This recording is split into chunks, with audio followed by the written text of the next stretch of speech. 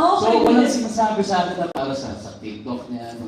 Kasi itong time na yun, hindi ko siya active sa TikTok. Tapos kinabukasan, nung pinost niya, yung pala yun. Ibang ganun pagkatapos yun, kinakareer na talaga niya. At saka may award pa yan, ha? Oo, naalala ko yan. And you know what's nice about that? Once you posted that, ang dami mga throwback videos. Nakita mo rin yun, di ba? And ang galing-galing. Can you please give a round of applause for Miss Marina Rivera and her dance moves, alright? As a trying hard dancer myself, I really loved it. It was super fun. But I also wanna ask, aside from the dance videos and, other things, ano yung mga, what are some of the things you like to do as a family when it comes to connection, di ba? And, activities at home. Actually, mahalaga yan kasi sa amin, mahilig kami mag-banding at manood talaga ng mga movies. Nagmamarathon talaga kami sa pelikula. Okay. So yun yung pinaka-banding namin together. And siguro sa mga kids din, si Zia kasi is may iPad siya. Kasi sa school nila, naka-iPad na sila. So may mga assignments siya na kailangan namin gawin online. At the same time, siguro mahalaga sa family namin talaga the internet. Kasi pag wala kami sa bahay, chinecheck namin yung kids sa monitor kung ano ba nangyayari sa kanila.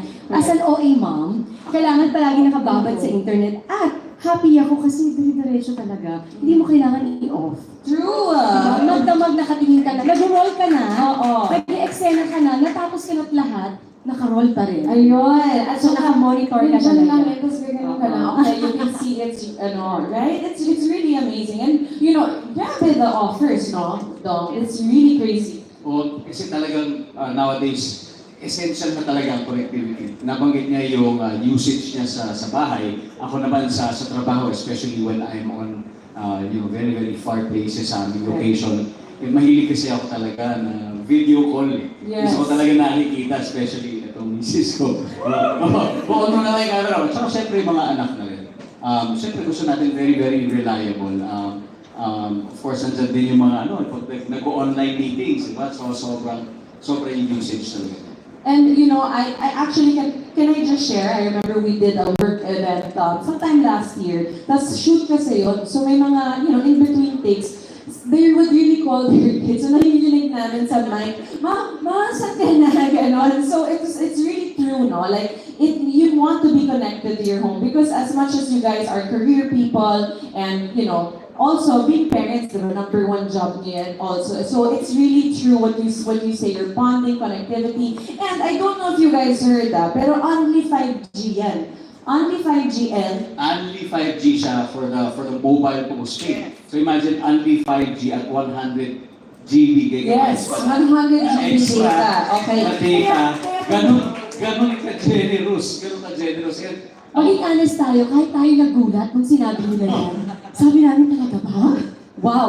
Amazing. Kaya very excited talaga kami na ibigay yan sa kanila. At kami mismo, masabi namin sa kanila, bahala kayo. Buwan to sawa kayo, mag-internet kayo nang walang interruption. Yun. And let's give them a round of applause. Nagulat din ako sa 5G and 100 gigabyte data. Parang, actually gusto ko din yan. But speaking of parenting, I mean, we cannot not mention, what about their online lifestyle? You mentioned a little bit of their school and stuff, but ano yung mga fun activities na they like to do online? Gusto namin yung mga activities namin together kami.